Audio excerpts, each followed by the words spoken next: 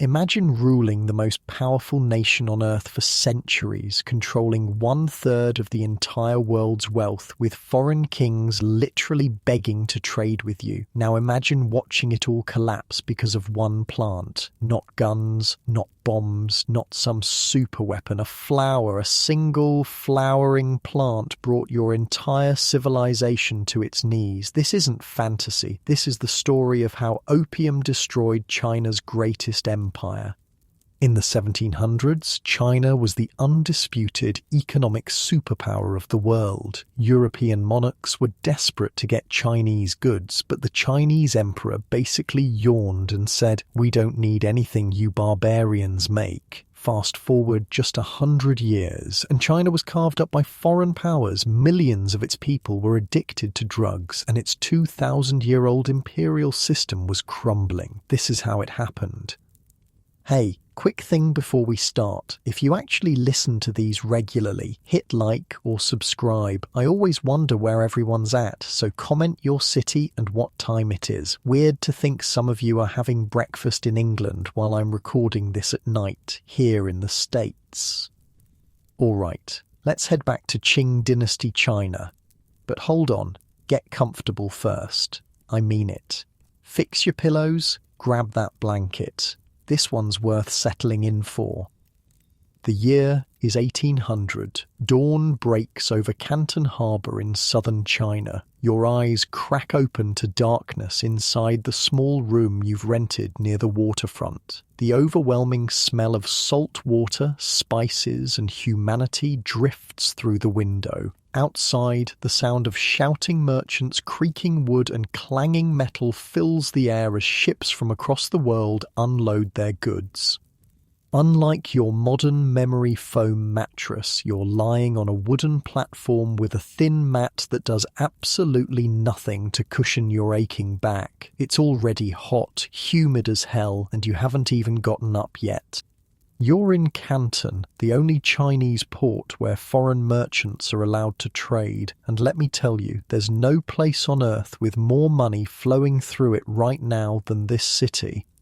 Hold up, you might be thinking. I thought European countries were the richest in the world during this time. That's what your history textbooks probably told you, but nope. Not even close. China was so economically dominant in 1800 that it produced over 1/3 of everything made on the entire planet. Think about that. One country making 1/3 of the world's stuff. That would be like if the modern United States, Japan, and Germany's economies were all combined into one superpower.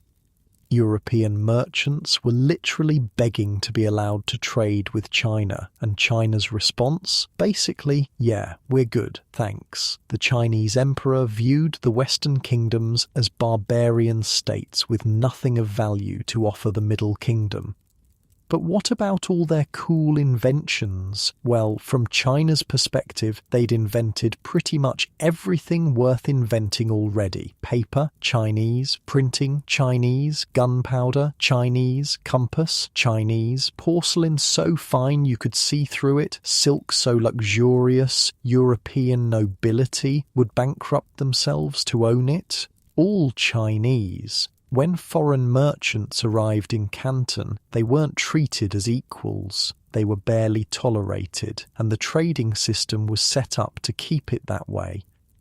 Listen up, here's how this works, a local official explains as you watch Western merchants arrive. Foreigners can only trade in Canton, nowhere else in our vast empire. They can only live in these specific buildings outside the city walls called factories. Not actual factories, but trading houses. They cannot bring their wives or families. They cannot learn Chinese. They cannot travel into the Chinese interior. And most importantly, they can only trade through the approved Chinese merchants known as the Hong merchants.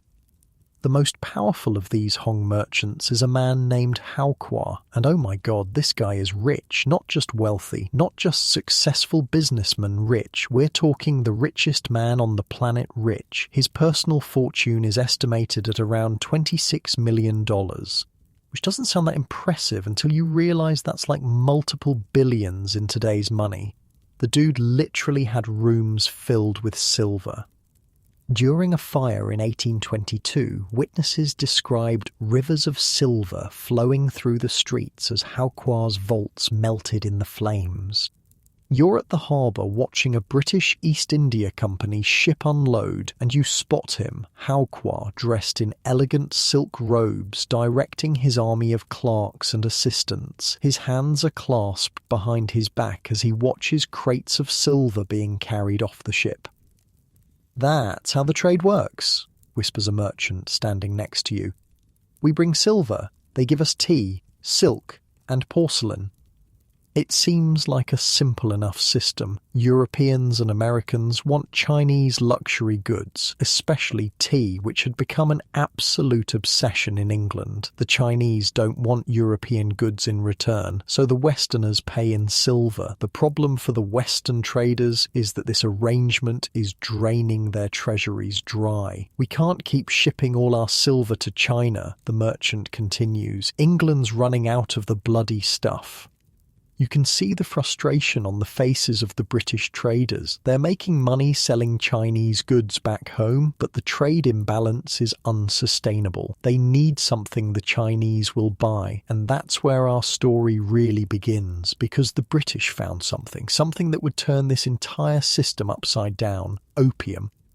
You see an unusual ship anchored in the harbour, flying no flags. The local Chinese seem to be avoiding it, yet small boats occasionally slip out to it under cover of darkness. "Turkish and Indian opium," the merchant explains. "Technically illegal in China, but..." He shrugs. Opium wasn't new to China. It had been used medicinally for centuries, usually eaten or drunk as a tincture to treat pain or illness. But something changed when Europeans introduced the practice of smoking it. "Come on," says the merchant, "I'll show you." He leads you through the crowded streets to a nondescript building a few blocks from the waterfront. Inside, the air is thick with sweet, acrid smoke. Men lie on wooden platforms, their eyes half closed as attendants prepare pipes for them. The pipes themselves are works of art, long stems with ornate metal bowls. You watch as an attendant heats a small ball of dark, sticky opium over a flame until it bubbles, then places it in the pipe bowl for a waiting customer.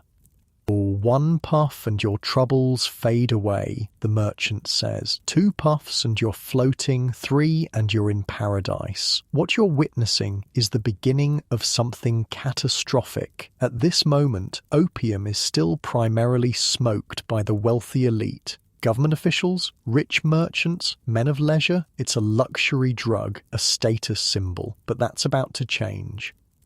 The merchant leans in closer. The British East India Company has opium plantations all across Bengal now. They're producing thousands of chests of the stuff every year, and guess where it's all coming? He nods toward the harbour. A chest of opium contained about 140 pounds of the drug.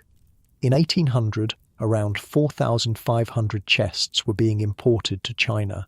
That's 630,000 pounds of opium. And demand was growing. The following morning, you're back at the harbour. The activity is frenetic, goods moving in all directions, silver flowing into China, luxury goods flowing out. It's the most successful trading arrangement in the world, but it's balanced on a knife's edge. As you watch, a group of British merchants stands apart from the others, talking intently. You recognise one of them, William Jardine, a former ship's surgeon turned merchant. Next to him is his business partner, James Matheson. These two Scotsmen would eventually found Jardine, Matheson and Company, one of the most profitable drug smuggling operations in history. "The Chinese want to keep us confined to Canton," Jardine is saying, "but with fast clipper ships we can deliver opium all along the coast." You're witnessing the planning of what would become the most successful drug smuggling enterprise in history, and the Chinese government has no idea what's coming. Back in the trading factory, you observe the complex dance of commerce. The Chinese Hong merchants are in a difficult position. They're immensely wealthy, but they're caught between the demands of the imperial government and the foreign traders they deal with. They're responsible for the foreigners' behaviour and are expected to ensure taxes are paid and regulations followed. Hao is clever, someone comments. He's investing much of his fortune overseas through his American partners. He doesn't trust the imperial officials not to seize it. Smart move on his part, because the system that's made him the richest man on earth is about to come crashing down. Later that day, you're invited to a banquet hosted by Hao himself for his American trading partners. It's an extraordinary honour rarely extended to foreigners. His mansion is a vision of luxury, exquisite gardens, priceless antiques, and a banquet that stretches on for hours with dozens of exotic dishes. 15 courses, an American merchant whispers to you. Bird's nest soup, shark fins, pigeon eggs. This feast alone probably cost more than most people make in a year. What's fascinating is the relationship between Hao and these American traders. They've developed a genuine friendship and mutual respect that transcends business. The Americans help manage Hao's overseas investments, and he gives them preferential treatment in Canton. As the evening winds down, Hao raises a toast to prosperity and friendship between our peoples. Everyone drinks, but there's tension in the air. The Americans know what's coming with the opium trade, and they're conflicted. One of them, Robert Bennett Forbes, would later write to his wife, "I made my first fortune by the same," referring to opium, while acknowledging the drug was demoralizing the minds and destroying the bodies and draining the country of money. The merchants are already getting rich, but they have no idea how much wealthier and how much more destructive this trade is about to become. Back in your room that night, you lie on your uncomfortable bed, the sounds of the harbour drifting through the window.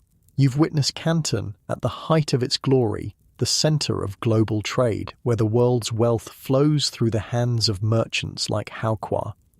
But something fundamental is shifting. The balance of power that has favoured China for centuries is beginning to tilt. In the next decade, the amount of opium smuggled into China will increase tenfold. The drug will spread from the elite to ordinary people across the empire. Silver will begin flowing out of China instead of in. And the emperor in Beijing, thousands of miles away from Canton, will finally realize too late that his great empire faces an existential threat. Not from armies or navies, from a flower, from the milky sap of the poppy plant, processed into a sticky resin that produces the most intense euphoria humans had ever experienced. As you drift off to sleep, the sweet, sickly smell of opium smoke drifts in through your window. All around you, in hidden rooms and behind closed doors, more and more Chinese are taking up the pipe. The addiction is spreading, and with it, the seeds of destruction for the world's greatest empire are being sown. Not with a bang, but with the soft hiss of opium smoke being drawn through an ornate pipe. In the moonlight, ships continue to arrive in Canton harbour. On their manifests, silver, cotton, wool, but in hidden compartments, thousands of balls of opium ready to be sold to eager Chinese buyers. Each chest of opium is stamped with the symbol of the British East India Company, the very institution that had been granted a monopoly on trade by the British Crown, now the world's biggest drug dealer.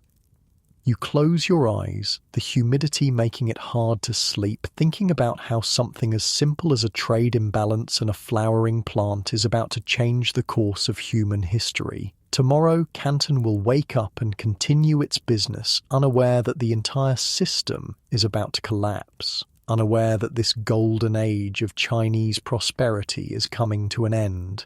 And it all starts here, with a pipe, with smoke, with dreams, with addiction, with opium. The morning fog hangs over Canton harbour as a new day begins. 10 years have passed, it's now 1830, and everything has changed. What you're about to witness isn't just the story of a drug taking hold of a nation, it's the tale of how the world's economic order flipped upside down in the span of a single generation. Silver. For centuries, it flowed into China like a mighty river. Now, it's hemorrhaging out, bleeding away at a rate that would give an economist a heart attack. You're probably thinking, how bad could it really be? I mean, it's just some people smoking in back rooms, right? Wrong. Let me paint you the picture. You're walking through a narrow alley in Canton. The smell hits you first, that distinct, sweet, acrid scent of opium smoke that now permeates every corner of the city. You step into what looks like an ordinary tea house, but inside, the scene is anything but ordinary.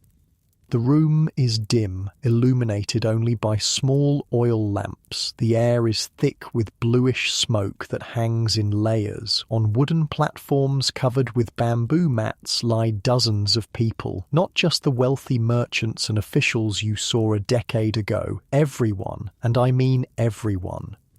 There's a government clerk, his official cap set aside as he takes long draws from his pipe. Next to him is a dock worker, his muscles wasted from months of choosing the pipe over food. In the corner, a woman who once ran a successful silk shop stares vacantly at the ceiling. A Buddhist monk still in his saffron robes lies motionless nearby. What happened here? You whisper to the attendant who's preparing a pipe for a new customer. He shrugs. Cheaper opium, lots of it. Anyone can afford it now. And he's right. In 1820, about 4,500 chests of opium were being smuggled into China annually. By 1830, that number had exploded to nearly 20,000 chests. We're talking about 2.8 million pounds of opium every single year. But here's where it gets truly insane. By 1838, it would reach 40,000 chests. That's 5.6 million pounds of opium flowing into a single country annually. Picture 2,800 tons of drugs. That's roughly the weight of 500 elephants worth of opium entering China each year. Outside the den, you pass a small group of British merchants huddled in conversation. You recognise one. William Jardine, who you saw a decade earlier. He's no longer just a merchant. He's now one of the wealthiest men in Asia.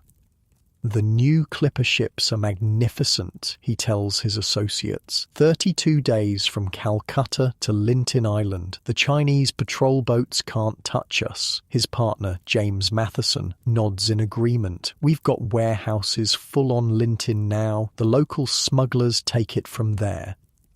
Linton Island, just outside Chinese territorial waters, had become an offshore base for the opium trade. Western ships would anchor there, beyond the reach of Chinese law, and transfer their illegal cargo to fast Chinese smuggling boats that would deliver it up the Pearl River to Canton and beyond.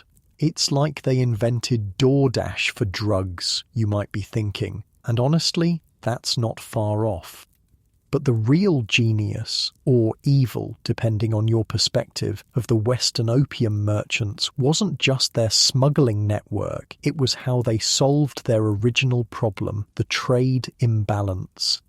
Here's how it worked now. British merchants would grow opium in India, controlled by the British East India Company, ship it to China and sell it to Chinese smugglers for silver. Then they'd use that silver to buy Chinese tea, silk and porcelain. The trade deficit had flipped. Now silver was flowing out of China at an alarming rate. You witness a meeting between Hao Kwa and several other Hong merchants. The stress on their faces is evident. The price of silver has doubled in 10 years, one says grimly. Our currency is collapsing. Hao Kwa nods, his expression grave. The provincial government demands we stop the opium trade, yet their own officials are the biggest customers. My cousin's entire village near Suzhou has fallen to the pipe, another merchant adds. The fields lie untended, no one works anymore. This is the brutal reality of what's happening. In areas where opium has taken hold, productivity collapses, fields go unplanted, workshops sit empty, people sell everything they own, their tools, their furniture, even their land, to buy more opium. As you walk through Canton, you notice something else. The city seems poorer than a decade ago. Despite all the trade, despite all the activity, there's a sense of decay. Buildings that were once pristine are now crumbling. People who once seemed prosperous now appear gaunt and desperate. What's happening to the city? You ask a local shopkeeper. He glances around nervously before answering. Silver leaves, nothing comes in to replace it. Even the provincial officials are struggling to collect taxes. The economic impact was devastating. China had been on a silver standard, meaning its currency was backed by silver. As silver flowed out of the country to pay for opium, the value of money plummeted and inflation soared. Imagine if the US dollar lost half its value in just a few years. That's what the Chinese were experiencing. The sun is setting as you make your way to a different part of the city. Here, away from the harbour, you find a modest home where a family is gathering for dinner. The tension is palpable. Father hasn't come home again, a young woman tells her mother as she sets out bowls of rice. He's at the smoking house. The mother's face is lined with worry and resignation. Your brother, too. 3 days now. He sold his fishing nets, the daughter says quietly. What will he do when he has nothing left to sell? The mother has no answer. This scene was playing out in countless homes across China. Addiction was tearing families apart, destroying livelihoods and weakening the very fabric of society. Meanwhile, across town, American merchants are calculating their profits at Russell and Company, one of the largest American trading firms in Canton. We cleared $200,000 on the last shipment, one says, checking his ledger. Turkish opium isn't as good as the Indian variety, but the margins are better. Another merchant looks troubled. My father writes from Boston, asking if the trade is moral. He's heard the missionaries' reports about the suffering. Warren Delano made a fortune in this trade, the first replies, referring to the grandfather of future US President Franklin Delano Roosevelt. Nobody questions his morality back in America. He's not wrong. The fortunes being made in the China trade, much of it from opium, were financing the Industrial Revolution back in America. The wealth from opium would eventually fund railways, factories, universities, and libraries. Some of America's most respectable families built their fortunes on the back of the opium trade. Look, the merchant continues, if we don't do it, the British will just take our share. At least we're bringing some of the wealth back to America. It's the classic rationalization. If I don't do it, someone else will. Might as well be me. Back at the harbour the next morning, you notice something new. Tension. Chinese soldiers are patrolling more aggressively. Officials are inspecting ships with greater scrutiny. The emperor in Beijing has finally noticed what's happening, explains a local guide. But it's too late. Too many people are involved in the trade now. Too many officials are addicted themselves.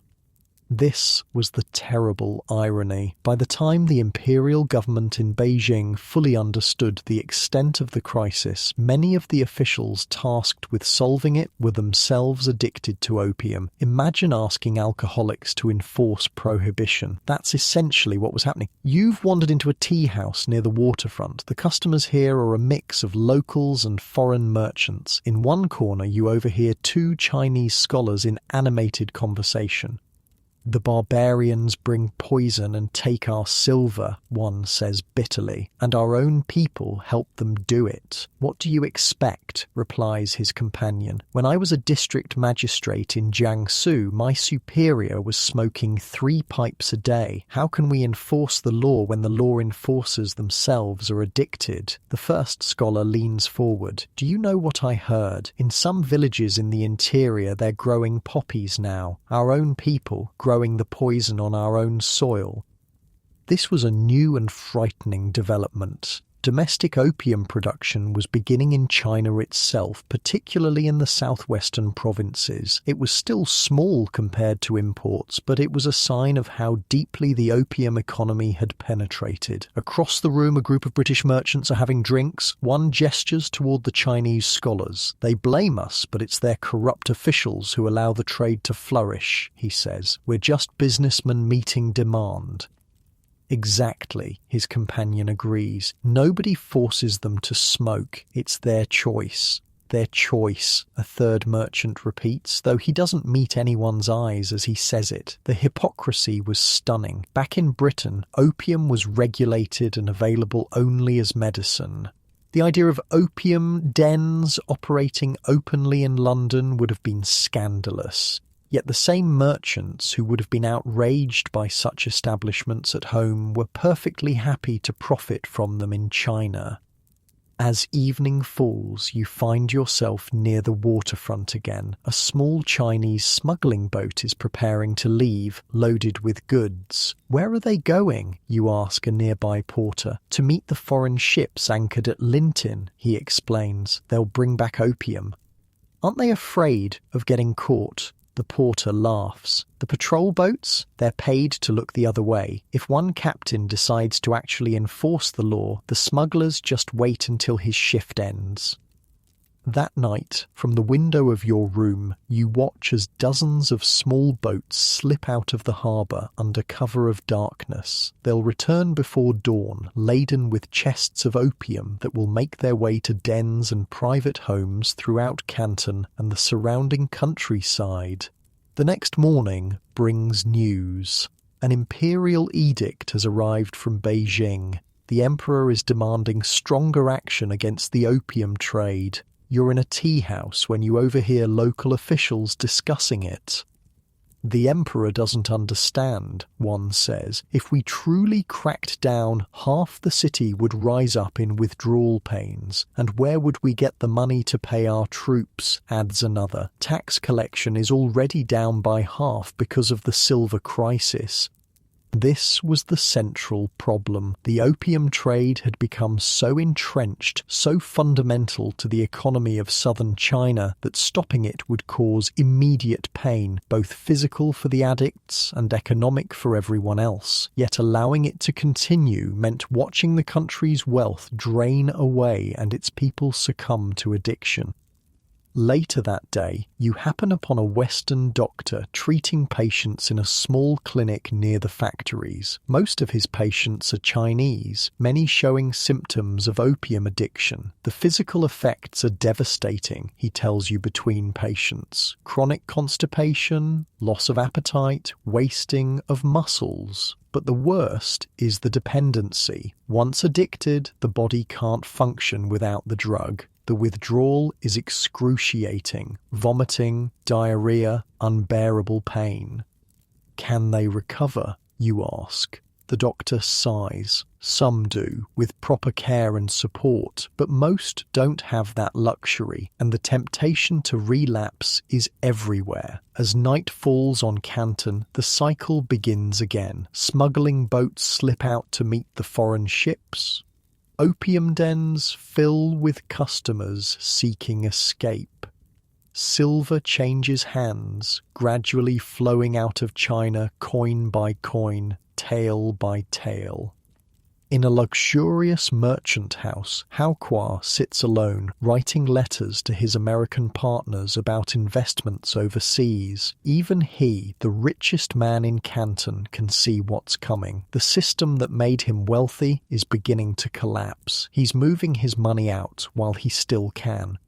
This is how empires fall, not all at once in a great battle, but gradually, invisibly, as their wealth drains away and their people lose the will or ability to work, to create, to build. The opium crisis wasn't just affecting individuals, it was eating away at the foundations of Chinese society itself.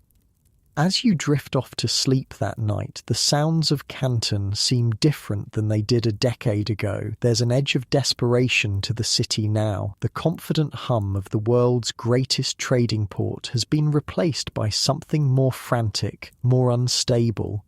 And in Beijing, thousands of miles away, an emperor sits reading reports of declining tax revenue, increasing addiction, and silver flowing out of his empire. Soon, very soon, he will decide that enough is enough. He will send one of his most capable officials to Canton with orders to end the opium trade by whatever means necessary. But by then, it might already be too late. The damage has been done, the addiction has taken hold, and the stage has been set for a confrontation that will change China and the world forever. The opium wars are coming. The weather has turned in Canton. Storm clouds gather over the harbour as a new officials' procession winds through the streets. It's March 1839, and everything is about to change again. Word spreads through the city like wildfire. Lin Zexu has arrived.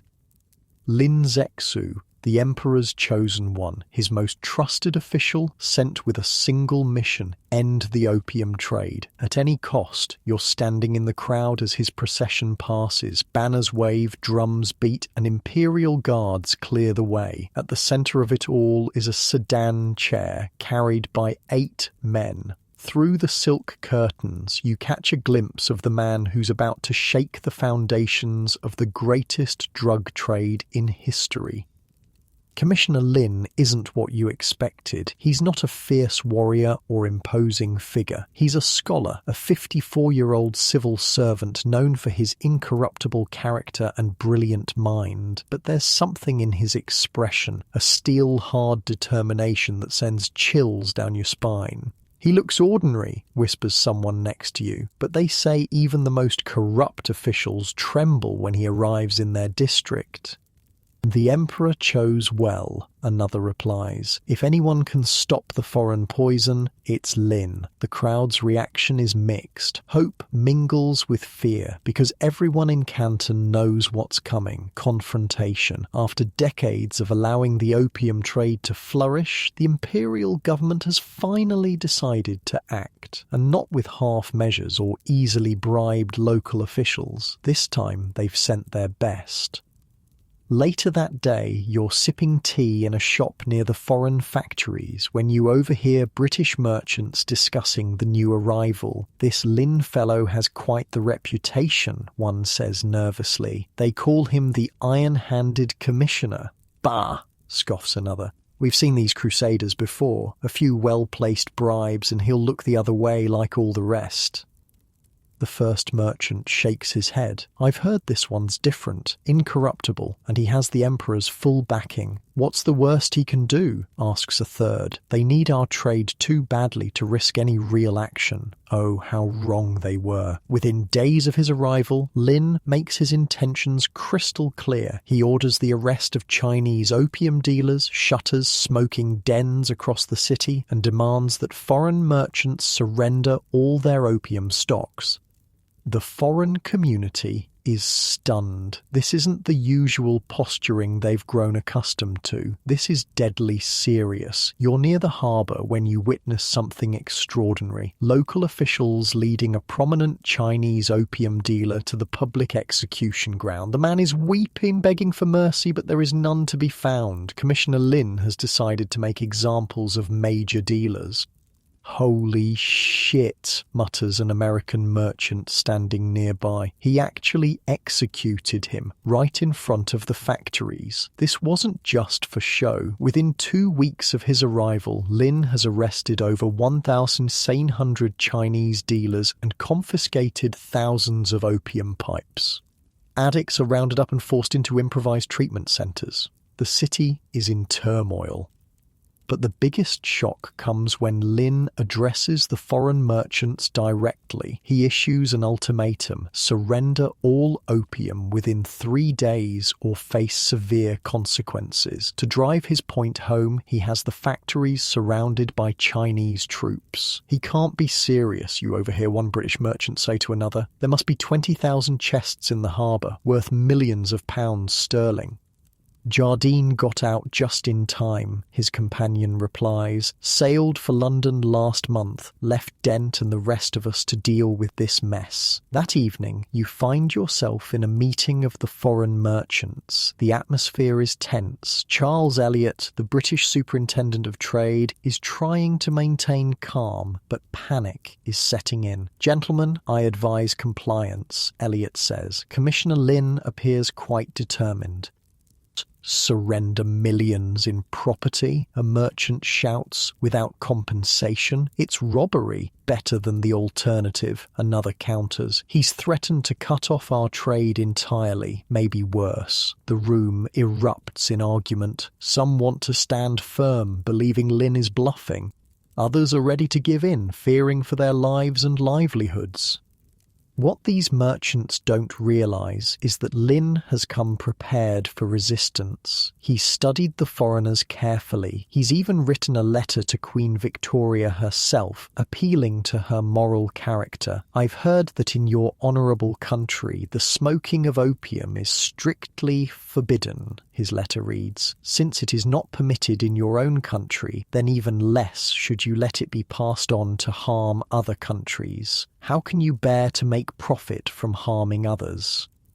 The irony is staggering. The British government strictly prohibited recreational opium use at home while simultaneously being the world's largest drug dealer abroad. The deadline passes. The foreign merchants have not complied. Lin makes his next move. All Chinese servants are ordered to leave the foreign factories. Food and water supplies are cut off. The foreign community finds itself under siege. "This is an outrage," bellows a British merchant as he paces inside the increasingly squalid factory compound. They can't treat British subjects this way. But Lin is just getting started. He intensifies the pressure, making it clear that the foreigners will not be allowed to leave until they surrender their opium. After 6 tense weeks of standoff, Charles Elliot makes a fateful decision. He orders all British merchants to surrender their opium to him, promising they'll be compensated by the British government. He then hands over the opium to Lin. The numbers are staggering: 20,283 chests of opium. That's about 1,300 tons of the drug, with a street value of roughly £2 million sterling, about $250 million in today's money.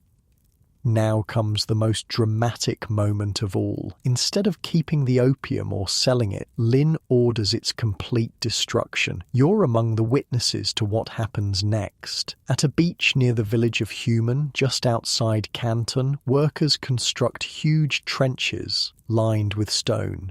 The opium chests are brought in by the hundreds. Under Lin's watchful eye, workers break open each chest, dump the contents into the trenches and mix it with salt and lime before flushing it out to sea with water. "My God," whispers a British merchant watching from a boat offshore. He's actually destroying it all, not selling it, not storing it, destroying it. The process takes 23 days. More than 500 workers labour from dawn to dusk, and when it's over, the largest stash of illegal drugs ever seized in history has been completely eliminated. Lin doesn't stop there. He writes to the Emperor, reporting his success, but also warning that the foreigners might seek revenge. He begins strengthening coastal defences, preparing for what he fears might come next. His fears are well-founded. When news reaches London that British property has been confiscated without compensation, there is outrage, not at the drug dealers, but at the Chinese government for interfering with legitimate trade.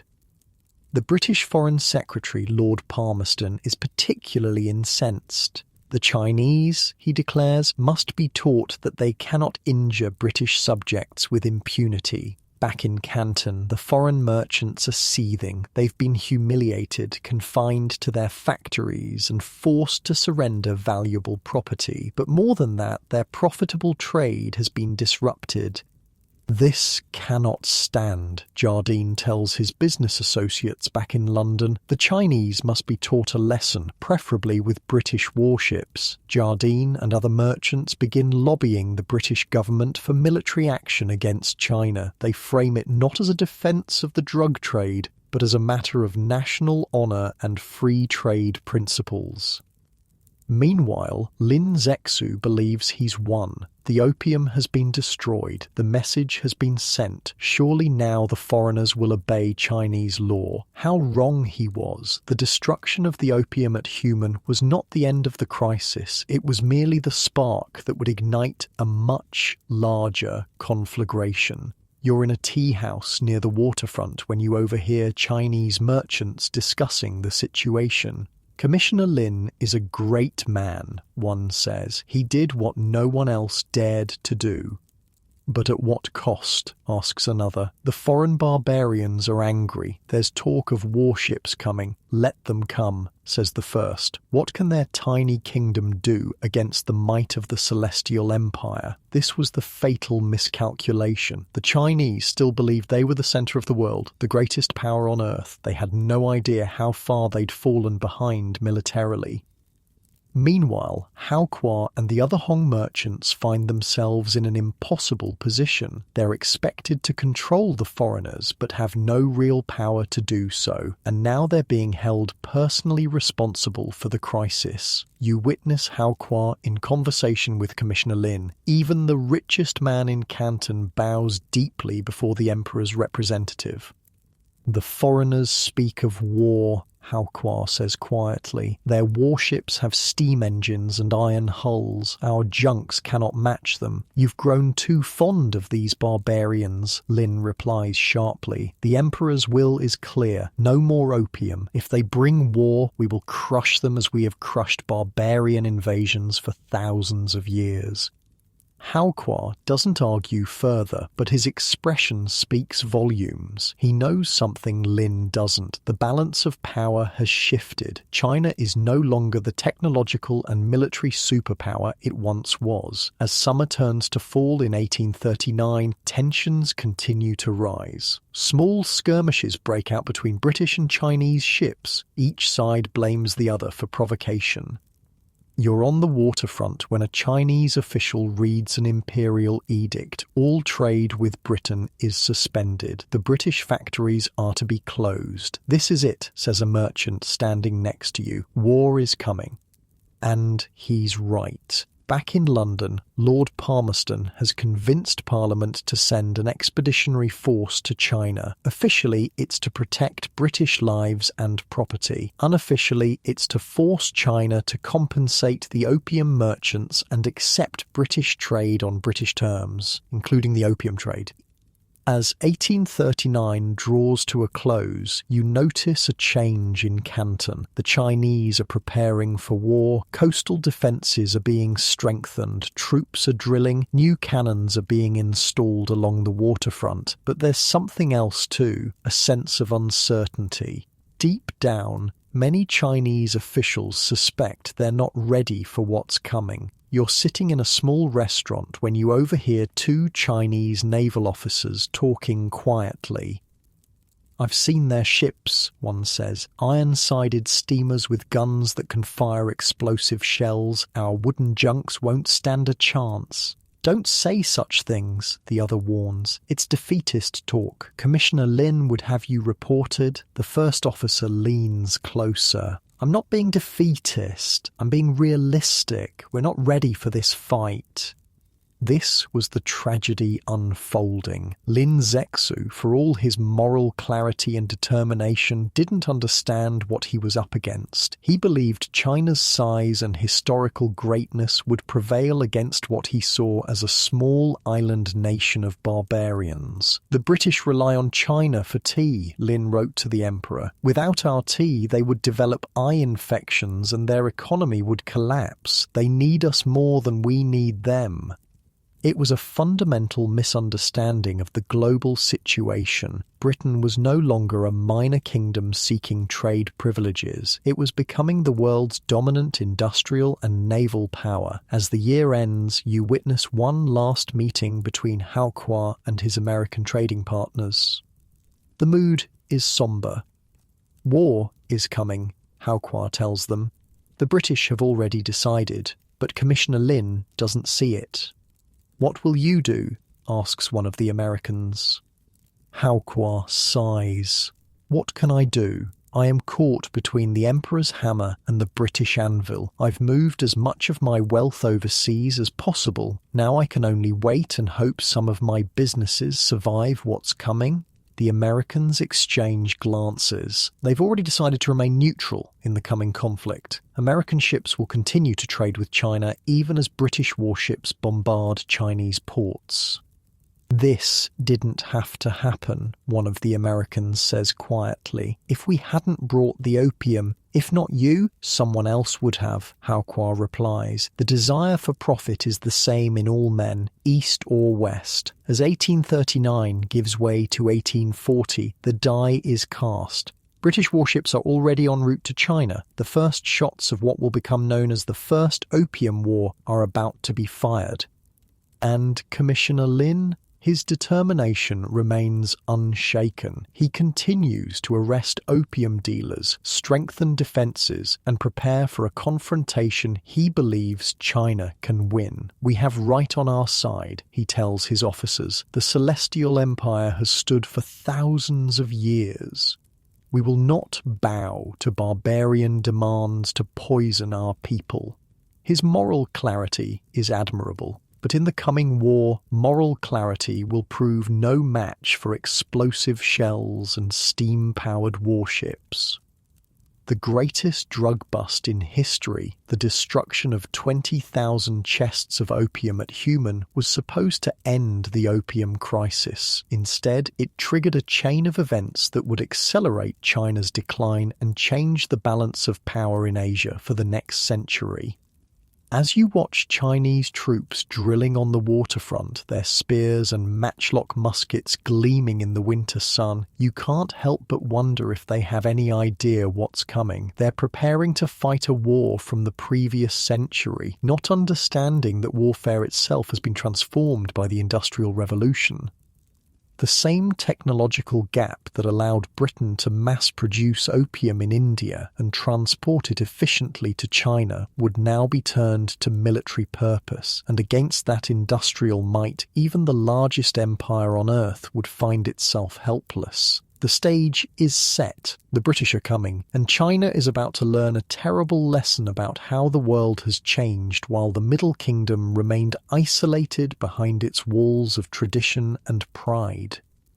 The war that would transform China forever was about to begin. June 1840, the quiet fishing village of Dinghai on Zhoushan Island wakes to an otherworldly sight. 24 British ships have appeared on the horizon overnight like monstrous sea creatures. 16 warships bristling with cannon, 4 armed steamers belching black smoke, 4 supply vessels.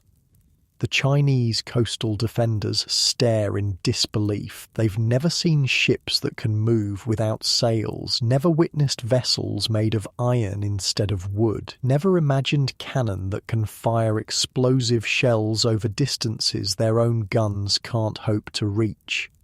"What are those devil ships?" whispers a young Chinese soldier gripping his spear. His commander has no answer. How could he? Nothing in thousands of years of Chinese military history has prepared him for what's coming.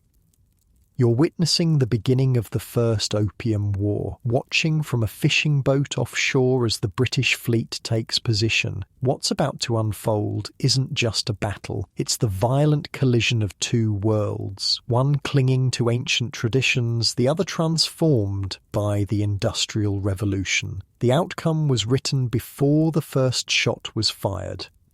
The British commander, Captain Charles Elliot, sends a message to shore: surrender or face bombardment. The Chinese commander refuses. He has his orders from Commissioner Lin and the Emperor himself. No compromise, no surrender. At noon, the British open fire. The sound is unlike anything the Chinese defenders have ever heard. Not just the familiar boom of cannon, but the shriek of explosive shells, a weapon they've never encountered. The British guns aren't firing solid balls. They're launching hollow iron projectiles filled with gunpowder that explode on impact, sending lethal fragments in all directions. "They can't possibly hit us from that distance," says a Chinese officer standing atop the coastal fort. Those are his last words. A British shell strikes the fort's wall directly below him. The explosion tears through stone and flesh with equal ease. When the smoke clears, the officer and a dozen defenders are gone, just gone. The bombardment continues for hours. By evening, the Chinese coastal defences are in ruins. The British land marines and soldiers who quickly overwhelm the remaining defenders. Dinghai falls with barely a fight. "This is impossible," mutters a captured Chinese officer. "How could barbarians defeat the forces of the Celestial Empire so easily?" He's about to learn that his empire isn't as celestial as he believed. The British move methodically up the coast, capturing one port after another with minimal casualties. Their strategy is simple but devastating. Use naval power to bombard coastal defences from a safe distance, then land troops to secure the area once resistance has been broken. In the grand halls of Beijing, the emperor receives the news with disbelief. "How can a small island of barbarians challenge the might of China?" he demands of his advisors. "We outnumber them 100 to 1. A brave official steps forward. "Your Majesty, their weapons are different. Different. Our brave soldiers fight with swords and spears. The barbarians have machines that breathe fire and iron ships that move without wind." The emperor's face darkens. "You speak of them as if they are gods, not men. Are you suggesting the Celestial Empire cannot defeat these merchants?" No one dares answer directly. To suggest China might lose this war would be seen as treason, but the truth is becoming impossible to ignore. The technological gap between China and Britain isn't just a matter of better weapons. It represents an entirely different way of understanding the world. Back on the coast, you've managed to get aboard a Chinese war junk as a translator. From this vantage point, you witness the Battle of Kowloon. If battle is even the right word for such a one-sided affair, the Chinese fleet consists of war junks, large wooden sailing vessels with cannon that can fire iron balls about half a mile. They're arrayed in a defensive formation near the shore, ready to repel the British attack. Then you see it, the HMS Nemesis approaching through the morning mist. The Chinese sailors point and murmur in a mixture of fear and awe. They've heard rumours about this demon ship, but seeing it is something else entirely. The Nemesis is Britain's secret weapon, an iron-hulled, steam-powered warship specifically built for this war. It draws only 6 feet of water, allowing it to navigate the shallow coastal waters. It's armed with 2 32-pounder guns that can fire explosive shells, 2 6-pounder guns, and a battery of Congreve rockets. But what truly terrifies the Chinese sailors is that it moves directly against the wind, belching black smoke like some monster from their worst nightmares. "It's a fire devil ship," whispers the Chinese captain. "How can we fight such a thing?" The battle begins. The Chinese junks fire their cannon, but most shots fall short or bounce harmlessly off the Nemesis's iron hull. In return, the British ship launches rockets that scream across the water before exploding among the Chinese fleet. Then it fires its cannon, sending explosive shells into the packed formation of wooden vessels. The carnage is appalling. One Chinese ship explodes when a shell hits its powder magazine. Another catches fire and burns to the waterline, its crew jumping overboard only to drown in their heavy armor. A third is torn apart by rockets, splinters of wood slicing through the sailors like knives. Within an hour, the battle is over. The Chinese fleet is destroyed or scattered. The nemesis is barely scratched. "We never stood a chance," the Chinese captain tells you as he orders his surviving crew to abandon ship. "Our generals and admirals trained to fight the wars of our ancestors. The British are fighting with weapons our children's children couldn't imagine." This scene repeats itself along the coast as the British move northward, destroying Chinese forces at Canton, Amoy, Ningpo, and beyond. It's not just a military defeat, it's a psychological one. The Chinese worldview, that they are the center of civilization surrounded by barbarian states, is being shattered by iron and fire.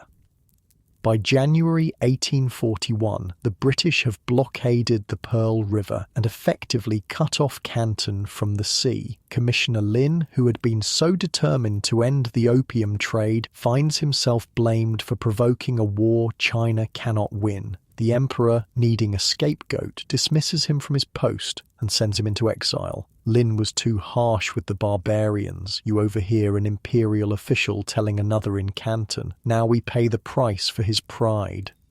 But he was only following the emperor's orders, the other replies quietly. "Shh, such talk is dangerous. The emperor is divine and makes no mistakes. It was Lin's failure in execution, not the emperor's policy, that brought this disaster upon us." This kind of delusional thinking was common among the imperial court. Unable to accept that China had fallen behind the West technologically, they sought explanations that preserved their worldview, blaming individuals rather than recognizing systemic failures. Meanwhile, the war continues. In February 1841, the British launch a major attack on the Bogue forts guarding the approach to Canton.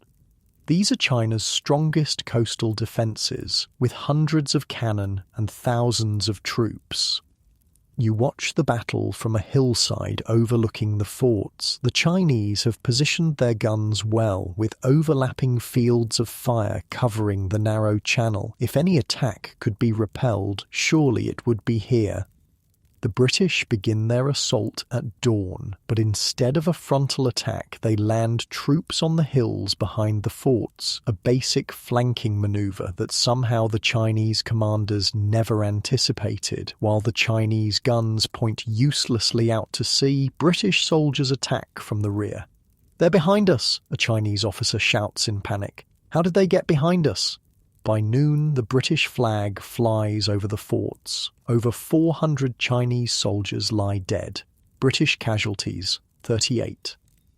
The pattern becomes painfully clear. It's not just superior British technology that's winning this war. It's superior tactics, training, and a fundamental understanding of modern warfare that the Chinese military simply doesn't possess. In May 1841, the British capture the city of Canton itself. Rather than occupy it, they extort a ransom of $6 million silver from the local authorities to spare the city from destruction.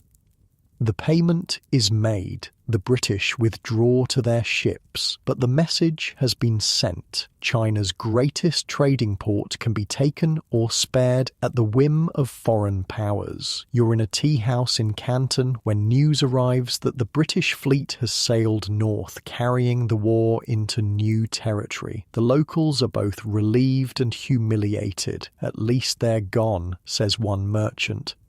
"Yes, after taking enough silver to bankrupt the province," another replies bitterly, "and they'll be back. They know we're defenseless now." The merchant spits on the floor. "Where is our mighty army? Where are the imperial bannermen who were supposed to protect us from barbarians?"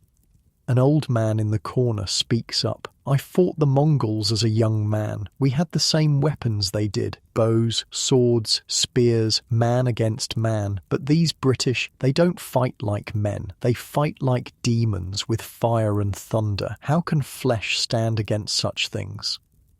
This was the reality China was facing. Its military, once the most powerful in Asia, had stagnated while the West had revolutionized warfare. The gap wasn't one that could be closed quickly or easily.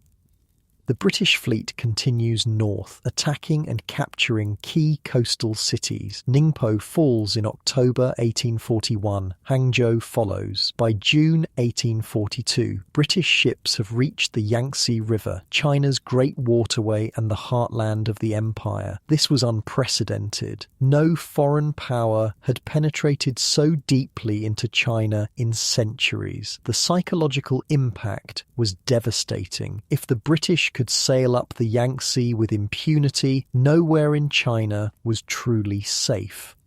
In August 1842, British warships appear before the great city of Nanking, now Nanjing, just 200 miles from the imperial capital of Beijing. The message is clear: surrender or the British will march on the capital itself. The emperor, finally recognizing the severity of the situation, sends representatives to negotiate peace. The British, their point made, agree to talks.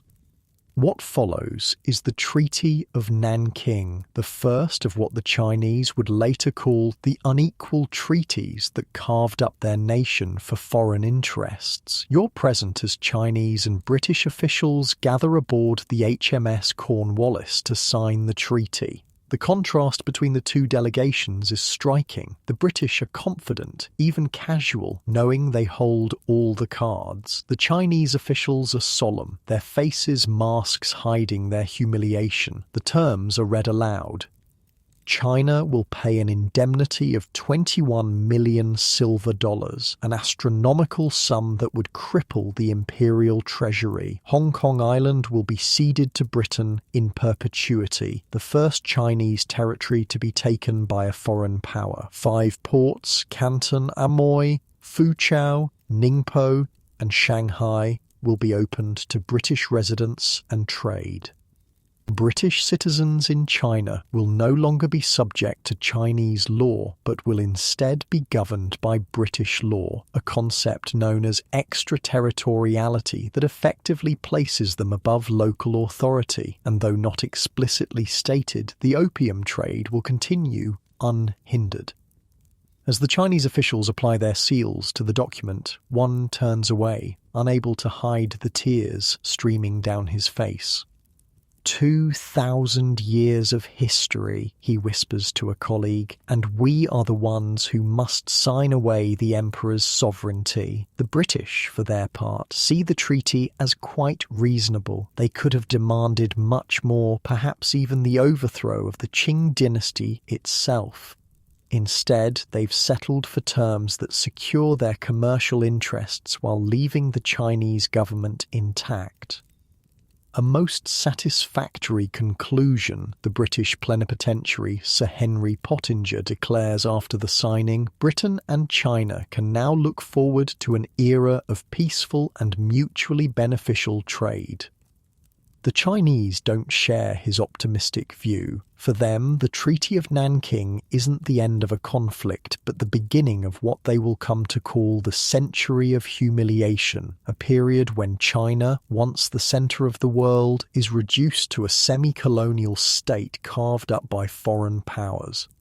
As news of the treaty spreads, reactions among the Chinese are mixed. Government officials blame Commissioner Lin for provoking the war. Merchants hope the restoration of trade will bring prosperity. Ordinary people simply wonder what it all means for their daily lives. In a small village outside Canton, you listen as a teacher explains the situation to his students. The barbarians came with fire ships and thunder weapons, he says. Our brave soldiers fought valiantly but were overcome. The emperor, in his wisdom, has decided to make peace. But teacher, asks a young boy, I heard my father say we lost because our weapons are old. and our generals are corrupt. Is that true? The teacher hesitates. To speak ill of the imperial system is dangerous, but to lie to his students about something so fundamental to their future seems equally wrong. The ways of the Celestial Empire have served us well for thousands of years, he says carefully, but perhaps it is time to learn some of the barbarians' methods, if only to better defend against them in the future. This sentiment that China needed to adopt Western technology while maintaining its cultural essence would become a central debate among Chinese intellectuals in the coming decades. But for now, the immediate reality was one of defeat and humiliation. The First Opium War officially ends on August 29, 1842. British casualties total less than 500, mostly from disease rather than combat. Chinese casualties are never accurately counted, but are estimated in the thousands.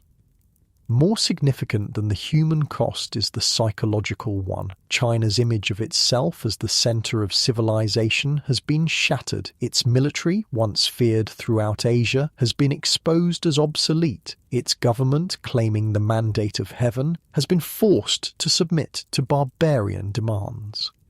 And the opium trade, the catalyst for the conflict, it continues and expands. British ships now legally dock at 5 Chinese ports. Western merchants establish permanent residences, and the flow of opium into China, rather than being stemmed, increases dramatically. In 1839, before the war, roughly 40,000 chests of opium were being smuggled into China annually. By 1858, that number would exceed 70,000 chests, about 4,500 tons of opium flooding into China each year. The addiction that had begun to weaken Chinese society before the war now accelerates, spreading from coastal cities into the interior, reaching every level of society from imperial officials to peasant farmers. As for Commissioner Lin, the man who tried to stop the opium trade, he spends 3 years in internal exile before being rehabilitated and appointed governor of remote Yunnan province. He dies in 1850 while en route to fight rebels in the Taiping Rebellion, an uprising partly inspired by the weakness the Qing dynasty displayed during the Opium War. Decades later, when China begins to reckon with its modern history, Lin will be rehabilitated again, this time as a national hero, a patriot who stood up to foreign aggression and paid the price for his principles. But in the immediate aftermath of the war, he is simply a scapegoat, blamed for a failure that was not truly his. The real failure was systemic, a once great empire that had turned inward, convinced of its own superiority, while the world around it transformed through industrialization and new ideas. The First Opium War lasts just 2 years, but its impact on China will echo for more than a century. It marks the beginning of China's painful transition from ancient empire to modern nation, a transition forced upon it by external pressure rather than internal evolution. And it all began with opium, a flowering plant that generated enormous profits for foreign merchants while feeding an addiction that weakened Chinese society from within. The drug that triggered the conflict continues to flow into China, now protected by treaties and gunboats. The disease has not been cured, it has been legitimized. As you stand on the deck of a ship leaving China in late 1842, watching the coast recede into the distance, you wonder what the future holds for this ancient civilization facing an utterly changed world. Little do you know that the First Opium War is just the beginning. More humiliations await, more unequal treaties, more territorial concessions. And in just 14 years, a second opium war will erupt, driving China even deeper into the abyss of addiction, exploitation, and national decline. The story of opium and China is far from over. It has only just begun. The ink on the Treaty of Nanking is barely dry, but already China is a fundamentally different place. It's 1843, and you've returned to Canton after a brief absence. The city feels changed. The swagger of imperial officials has been replaced by something more subdued. The British now walk the streets with a new confidence, almost swaggering.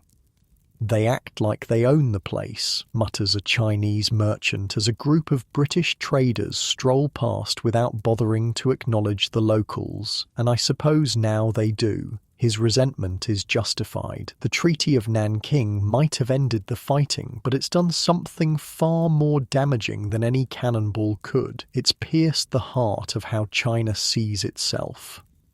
For centuries, millennia, really, China viewed itself as the center of civilization, the Middle Kingdom, surrounded by barbarian states. The emperor was the son of heaven, ruler of all under heaven. Foreign kings were seen not as equals, but as tributary vassals who should rightfully bow before Chinese superiority. And now those barbarians dictate terms from the decks of iron ships. Now the Son of Heaven must surrender territory, pay crippling indemnities, and accept humiliating restrictions on his sovereignty. The true cost of the treaty isn't measured in silver, explains a scholar you meet in a tea house. It's measured in something far more precious, our sense of place in the world. While the British celebrate their victory with champagne in newly established clubs in Canton, the Chinese government faces the grim task of implementing the treaty's demands. The first priority, paying the massive indemnity of 21 million silver dollars. To put this in perspective, the entire annual revenue of the Qing government was only about 40 million taels of silver. The indemnity represented over a year's worth of the imperial government's income. You're at the waterfront when carts loaded with silver ingots arrive under heavy guard. Chinese officials oversee the transfer to British ships, their faces impassive masks hiding their humiliation. "Where did all this silver come from?" you ask a local merchant watching the procession. "Everywhere," he says grimly. "Provincial treasuries stripped bare. Wealthy families encouraged to make patriotic donations, new taxes on already struggling regions." The merchant points to a group of peasants watching from a distance. They'll feel it worst. When officials can't collect enough regular taxes to meet their quotas, they impose new ones. The yamen runners will squeeze blood from stones to get it. This was the bitter reality. The burden of paying for China's defeat would fall most heavily on those least responsible and least able to bear it, ordinary farmers and workers already living on the edge of subsistence. Meanwhile, the British take possession of Hong Kong Island, a sparsely populated rocky outcrop that most Chinese officials considered nearly worthless. "A barren island with hardly a house upon it," scoffed the emperor's representatives during negotiations. But the British saw what the Chinese didn't, a perfect deep-water harbour strategically located at the mouth of the Pearl River, a jumping-off point for further expansion into China. Within years, Hong Kong would begin its transformation from fishing village to one of the world's great commercial centres, all under the British flag. "Mark my words," says a British merchant watching the Union Jack being raised over Hong Kong for the first time. "In 50 years, this rock will be the jewel of the Orient." The treaty's impacts extend far beyond Hong Kong. 5 Chinese ports, Canton, Amoy, Foochow, Ningpo and Shanghai, are designated as treaty ports where foreigners can live and trade freely. Within these enclaves, the British, and soon other Western powers, establish their own little colonies, complete with European architecture, laws and customs.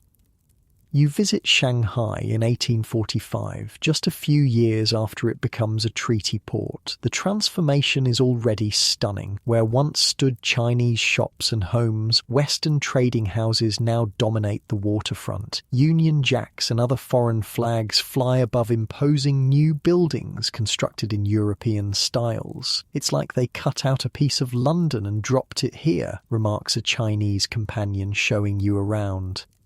Most jarring of all is the invisible line dividing the European settlements from the Chinese city. Cross into the foreign concessions and suddenly the streets are wider, cleaner, patrolled by foreign police. Cross back and you return to narrow alleys, traditional architecture, and Chinese jurisdiction.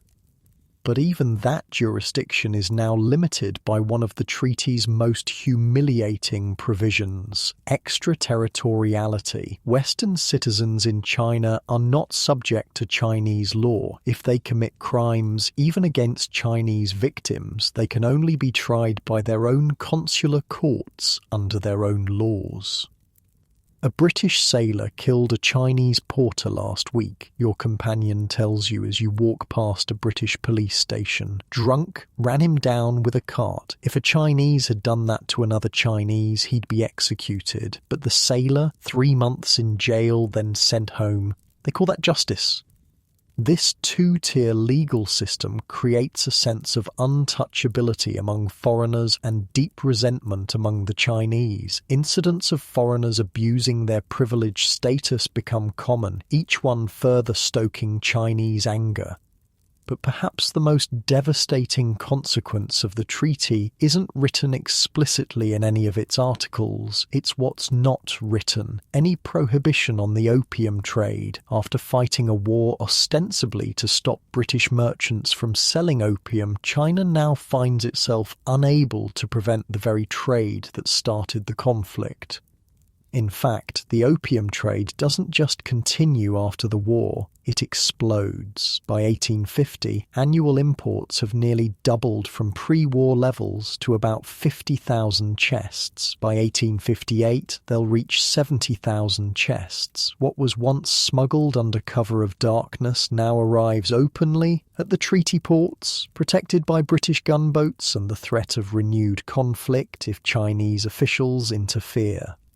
"We fought a war against opium," says a dejected Chinese customs official watching crates of the drug being unloaded in broad daylight. "We lost thousands of men, paid millions in silver, and for what? So they could sell even more of their poison without hiding it."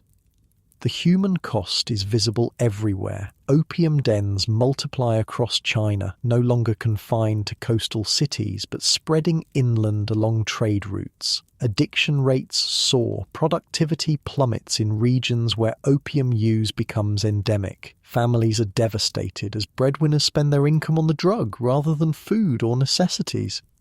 You visit an opium den in Shanghai, not one of the luxurious establishments catering to wealthy merchants or officials, but a squalid room packed with labourers and coolies seeking temporary escape from gruelling lives. The air is thick with sweet, acrid smoke. Men lie on crude wooden platforms, their bodies wasted, eyes vacant. Some have been here for days, neglecting work, family, everything but their need for the pipe. Most of these men were dock workers, explains the den's operator, a gaunt man with yellow-stained fingers. Good jobs, good pay, now they work just enough to afford their daily smoke. He points to a particularly emaciated figure in the corner. That one sold his daughter last week, 8 years old, sold her to a brothel for enough silver to smoke for a month. The brutal economics of addiction play out across China. Families sell land that has been in their lineage for generations. Women are forced into prostitution. Men abandon wives and children. The social fabric that has held Chinese society together for millennia begins to fray. And as China struggles with these internal wounds, the external pressure continues to mount. The British, having tasted success, want more. The Treaty of Nanking becomes not an endpoint, but a beginning, the first step in opening China fully to Western economic penetration. Other Western powers, unwilling to let Britain monopolise the China trade, demand similar concessions. The United States secures the Treaty of Wangxia in 1844, granting Americans the same privileges as the British. France follows with the Treaty of Whampoa. Each new treaty further erodes Chinese sovereignty. It's like watching vultures pick at a wounded animal, observes an American missionary witnessing the diplomatic scramble for concessions. The poor beast isn't dead yet, but everyone's already fighting over the choicest parts. Inside the Forbidden City in Beijing, the emperor and his advisors grapple with their new reality. Some advocate reform, arguing that China must learn from the West to defend against it. Others insist on maintaining traditional ways, seeing Western technology as a threat to Confucian social order. This internal debate is overshadowed by a more immediate crisis. The Treasury is nearly empty after paying the British indemnity. Provincial governors send increasingly desperate reports of their inability to collect sufficient taxes from populations impoverished by opium addiction and economic disruption. "The people have nothing left to give," reads one memorial to the throne. "They sell their possessions, then their land, then their children. When all else is gone, they turn to banditry or rebellion." Signs of unrest begin to appear across the empire. Secret societies long suppressed by imperial authorities gain new followers among those discontented with the government's weakness in the face of foreign aggression. Religious movements with apocalyptic visions find fertile ground among peasants seeking any explanation for their suffering. In the south, a failed scholar named Hong Xiuquan begins having visions after repeatedly failing the imperial examinations. He becomes convinced he is Jesus Christ's younger brother, sent to rid China of both the Manchu demons who rule as the Qing dynasty and the foreign devils who push their opium and religion. His movement, which will become known as the Taiping Rebellion, begins gathering followers in Guangxi province in the late 1840s. By 1850, it will explode into the deadliest civil war in human history, claiming an estimated 20-30 million lives over 14 years. The foreigners broke China with their opium and gunboats, a Taiping recruit tells you when you encounter their forces in 1851. Hong Xiuquan will make it whole again. He will drive out the Manchus and the foreign devils and create a heavenly kingdom of great peace. The Taiping Rebellion is just one of multiple uprisings that rock China in the aftermath of the First Opium War. The Nian Rebellion in the north, the Muslim rebellions in the southwest, the small sword society in Shanghai all reflect the weakening grip of a dynasty that has lost the mandate of heaven in the eyes of many of its subjects. Against this backdrop of internal chaos, the Western powers continue pressing for more concessions. British merchants and officials, unsatisfied with the limited access granted by the Treaty of Nanking, demand more treaty ports, deeper access to China's interior, and legalization of the opium trade. When the Qing government resists these demands, tensions rise again. In October 1856, Chinese officials in Canton board a British-registered ship called the Arrow and arrest several Chinese crew members suspected of piracy. The British consul demands their release, claiming the ship is under British protection. The Chinese refuse, noting that the ship is Chinese-owned and was flying no flag at the time of the boarding. The Arrow incident becomes the pretext for what will be known as the Second Opium War. "This is absurd," says a Chinese official when you discuss the situation. "They fight a war against us for trying to stop their illegal drug trade. They win, force us to pay millions, take our territory, and now, less than 15 years later, they're ready to attack again because we arrested pirates on our own soil. He shakes his head in disbelief. How much more can they take from us? The answer, as China is about to discover, is much more. By late 1856, British warships are once again bombarding Chinese coastal defences. This time they're joined by the French, who use the execution of a French missionary as their casus belli. Against the combined might of these industrial powers, China's military, still relying largely on traditional weapons and tactics despite some modernisation efforts, stands little chance. The Second Opium War proceeds much like the first, with Western forces easily overcoming Chinese resistance, but this conflict will prove even more humiliating, culminating in an act of cultural vandalism that scars the Chinese psyche to this day. In October 1860, British and French forces reach the outskirts of Beijing itself, something unimaginable just decades earlier. When the Chinese attempt to negotiate, British envoys are captured and tortured, several dying in captivity. In retaliation, the British High Commissioner Lord Elgin, son of the man who took the Elgin marbles from Greece, orders the destruction of the old summer palace, the Yuan.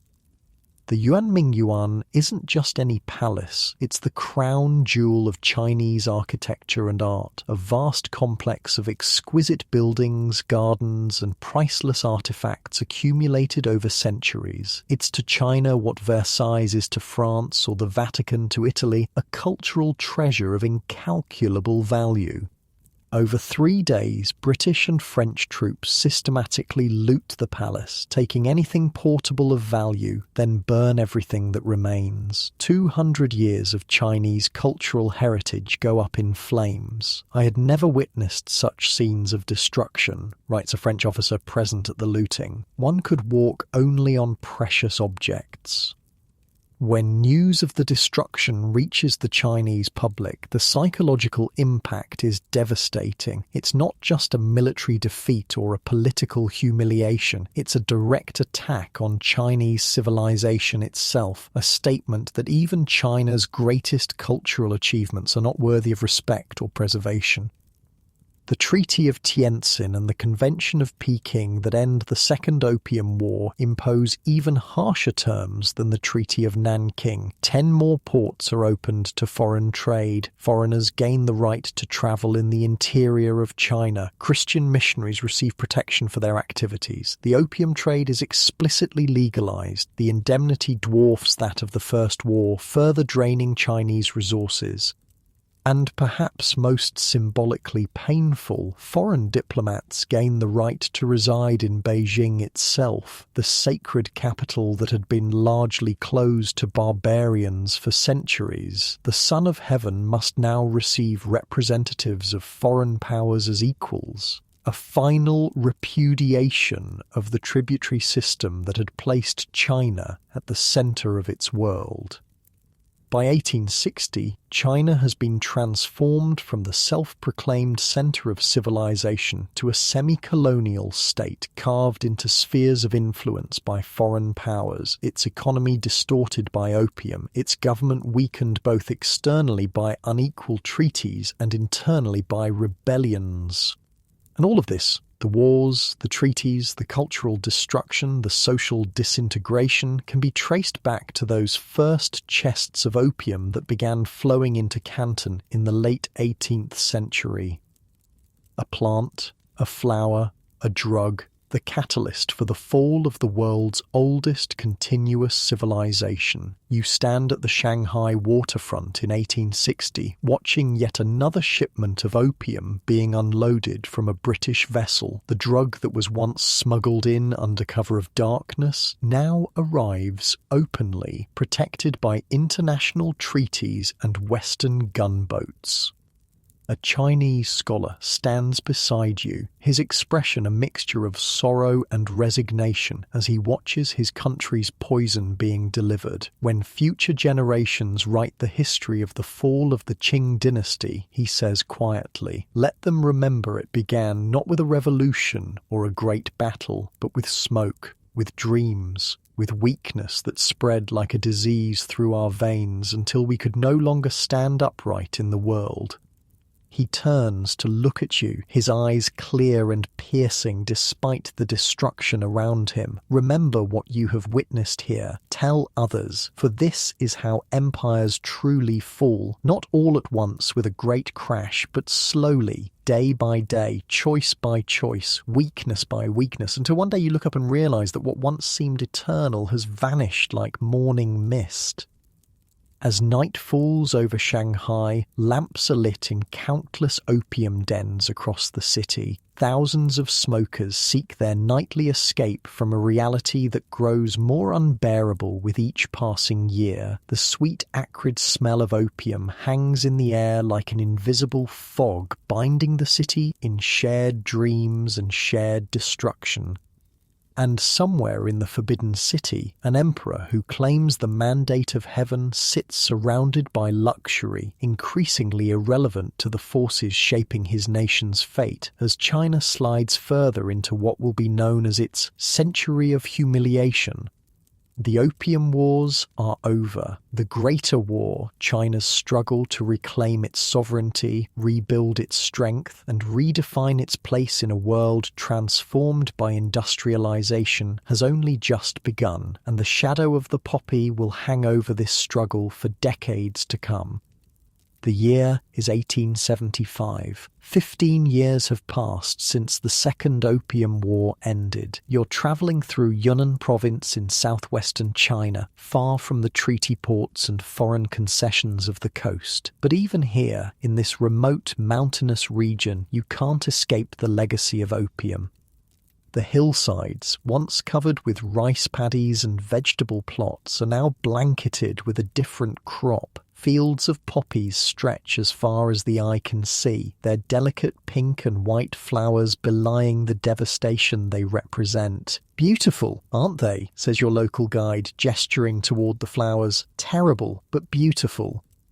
You stop to talk with a farmer tending his poppy field. His hands are stained with the sticky brown residue from scoring the seed pods to collect the sap. "I grew rice for 20 years, he tells you, wiping sweat from his brow. "Could barely feed my family. Now I grow poppies, and for the first time I have silver to spare." "But don't you worry about contributing to addiction?" you ask.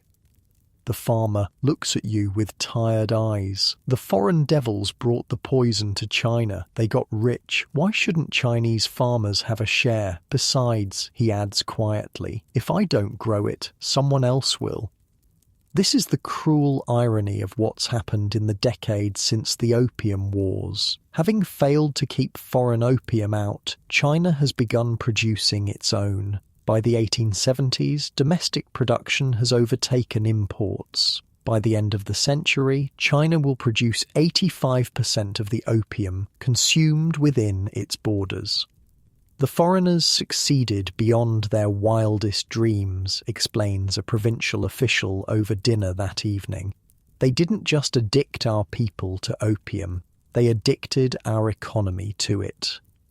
He's not exaggerating. In many provinces, opium has become the cash crop that pays the taxes that keep local governments functioning. Attempts to suppress it meet fierce resistance not just from farmers, but from officials who depend on opium revenue. Last year, Beijing sent an inspector to reduce opium cultivation in the province, the official continues, lowering his voice. Within a week, he owned 3 new houses and was seen smoking in the best dens in the provincial capital. The fields remain untouched.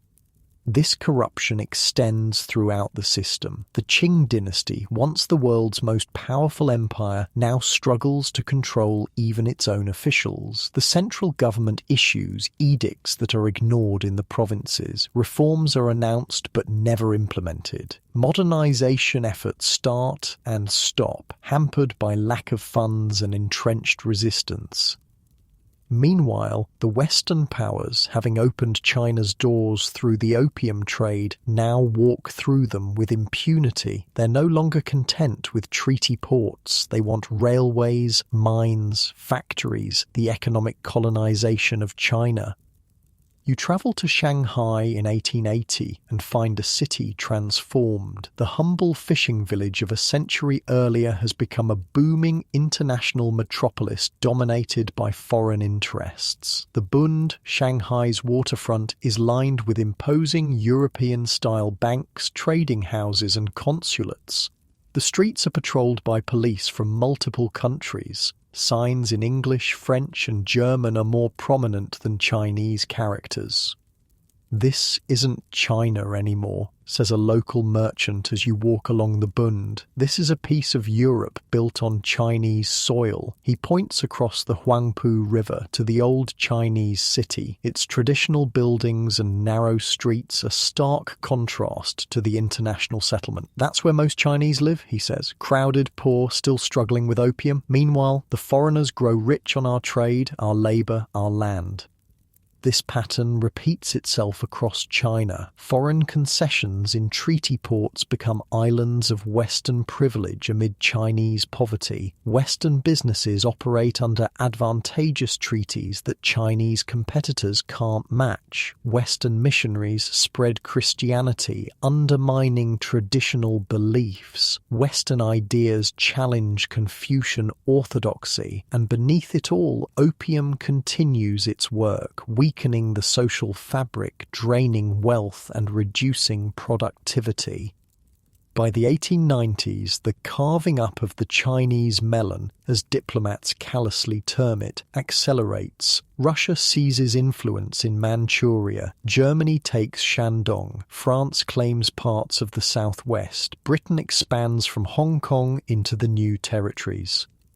You witness a meeting of foreign diplomats in Peking in 1895, shortly after China's humiliating defeat in the Sino-Japanese War, a conflict that shocks the world by showing that even Japan, once a tributary state that learned civilization from China, has now surpassed its former teacher in military power. "The Chinese government is essentially bankrupt," says a British diplomat, spreading a map on the table. "The dynasty cannot last much longer. We must secure our interests before the collapse." His colleagues nod in agreement as they draw lines across the map of China, dividing it into spheres of influence where each Western power will have preferential rights to develop railways, mines, and other enterprises.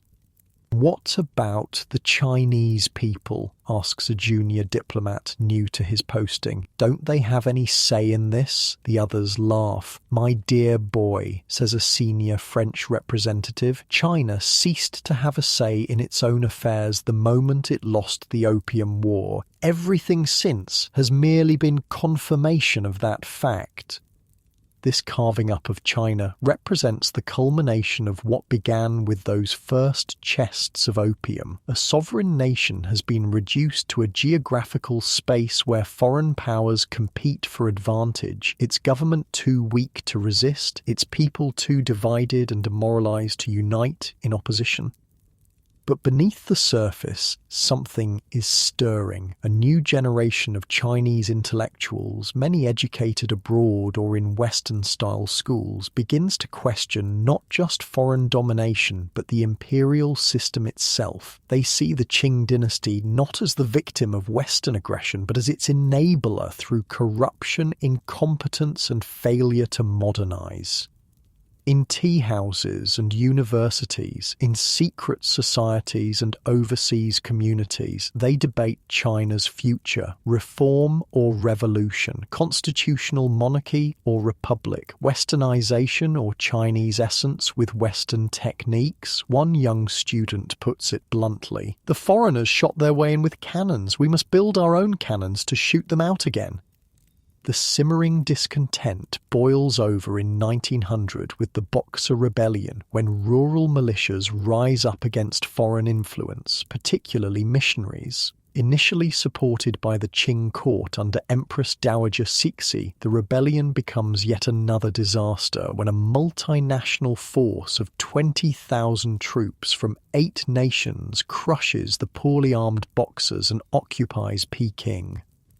The resulting Boxer Protocol of 1901 forces China to pay yet another crippling indemnity, 450 million taels of silver, more than the government's annual revenue, to be paid over 39 years with interest. Foreign troops gain the right to be permanently stationed in Peking. The final humiliation of the once mighty empire is complete.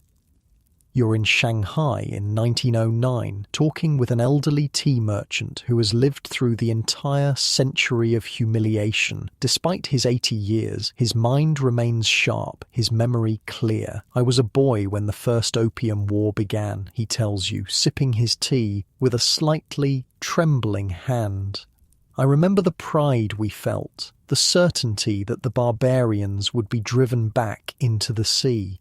How could it be otherwise? We were the Middle Kingdom, the centre of civilization. He gazes out the window at the European buildings dominating the skyline. Now look at us. Foreigners rule our cities. Our emperor is a puppet. Our officials are corrupt. And still the opium flows, though now we poison ourselves rather than being poisoned by others. Is there no hope, you ask? The old man is silent for a long moment. There is always hope, he says finally. China is old. Dynasties rise and fall. Foreign conquerors come and go. But China remains. We have absorbed the Mongols, the Jurchens, the Manchus. Perhaps we will absorb these Western barbarians too, in time. He couldn't know how prophetic his words would prove. Within 2 years of your conversation, the Qing dynasty will collapse. The 1911 Xinhai Revolution will end over 2,000 years of imperial rule. The last emperor, Puyi, just 6 years old, will abdicate. China will begin its long, painful transformation into a modern nation-state. But the legacy of opium and the unequal treaties will continue to shape China's development and its relations with the world. The new Republic of China inherits a country devastated by addiction, divided by foreign spheres of influence, and traumatized by a century of humiliation. Even as the Republican government struggles to unite the country and resist Japanese aggression in the 1930s, opium remains a problem. Warlords grow rich from taxing the trade. The Japanese promote addiction in areas they occupy. Government efforts to suppress opium compete with the need for revenue and the reality of widespread corruption. Not until the communist victory in 1949 will China finally, effectively end the opium epidemic that began with those British merchant ships in the early 19th century. Through harsh suppression, mass treatment programs, and fundamental social reorganization, the People's Republic will accomplish what the Qing dynasty could not: the eradication of widespread opium addiction. But the psychological scars remain. The century of humiliation becomes a foundational narrative in modern Chinese identity, taught in schools, referenced in speeches, embedded in the national consciousness. The lesson drawn is clear and stark. Weakness invites aggression. China must never again be vulnerable to foreign powers. This brings us back to where we began, a nation that once dominated world trade, that considered itself the center of civilization, that needed nothing from barbarian states, was brought low not primarily by military defeat, but by a flower, by a drug that weakened it from within while creating the very crisis that led to external intervention. The British writer Samuel Taylor Coleridge, himself an opium addict, once wrote of a stately pleasure dome in Xanadu, ancient China, where Alph, the sacred river, ran through caverns measureless to man down to a sunless sea. His poem captures something of opium's allure, the beautiful dreams that lead to darkness. For China, opium created not pleasure domes but national catastrophe. The sacred rivers of its civilization ran down to a sunless sea of addiction, humiliation, and decline. The celestial empire descended into a century of darkness from which it has only recently begun to emerge. As you lie in your comfortable bed, so different from the wooden platforms of those long-ago opium dens, consider how something as seemingly insignificant as a flowering plant changed the course of world history, how the desire for profit overrode moral concerns, how one nation's weakness became another's opportunity. The story of opium and China reminds us of human frailty, our vulnerability to addiction, whether to substances, power, or wealth. It shows how systems can fail gradually, almost imperceptibly, until suddenly the structures that seemed eternal crumble before our eyes. But it also contains hope. China, after a century of struggle, has reclaimed its sovereignty and rebuilt its strength. The nation that once fell to opium has risen again. Perhaps that's the final lesson of this dark historical tale. Empires fall, nations suffer, but people endure. They learn, they rebuild, sometimes they even forgive, though they never forget. The weight of your eyelids grows heavier as you consider these things. Your breathing deepening naturally as you sink into the comfort of your mattress. Unlike those opium smokers of old China, your dreams will be your own, not those imposed by a drug or a foreign power. And as you drift towards sleep, remember that history's greatest lesson may be simply this: nothing lasts forever. Not empires, not crises, not suffering. The world turns. Night follows, day follows night. And eventually, even the darkest chapters come to an end. Sleep well, knowing you've travelled through one of history's most consequential yet often overlooked stories, how a flowering plant brought low the world's greatest empire, and how the repercussions of that fall continue to shape our world today. The candle of consciousness flickers and dims, the story is told. Rest now in the peaceful darkness that follows.